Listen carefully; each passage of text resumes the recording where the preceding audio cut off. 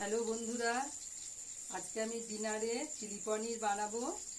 সেই রেসিপিটা আমি তোমাদের সাথে শেয়ার করছি। তো প্রথমে আমি পনিরগুলো কিউব করে কেটে নিয়েছি।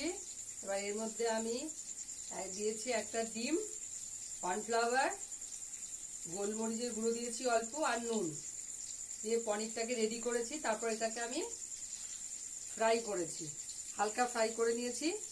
এবার এখানে আমি কড়াই সাদা তেল দিয়ে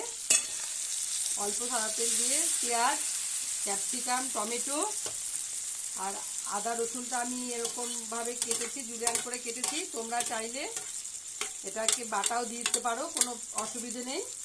তো এবার এটাকে আমি সবগুলো দিয়ে আমি ফ্রাই করছি। কাঁচা লঙ্কা অল্প ফ্রাই করে নেব।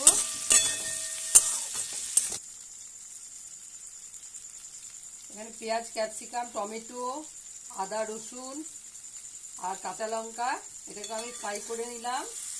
এবার এর মধ্যে দিয়ে দেবো কর্নফ্লাওয়ার, মানে গ্রেভি হওয়ার জন্য। এর মধ্যে আমি দিয়েছি cornflour, tomato sauce, chilli sauce আর সোয়া সস। এটা আমি দিয়ে দিলাম এর মধ্যে।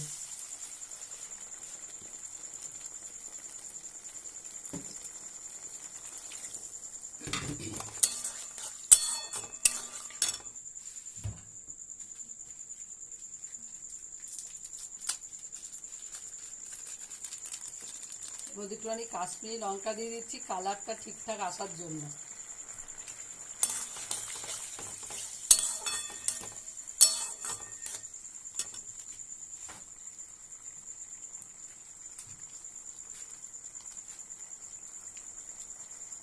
সস দিলাম আর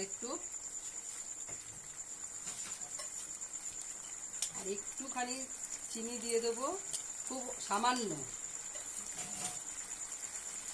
তারপর আমি পনিরগুলোকে দিয়ে দিচ্ছি।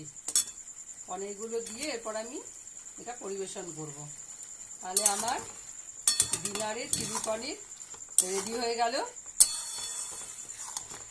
তাহলে তোমাদের কার কার আমার এই রেসিপিটা ভালো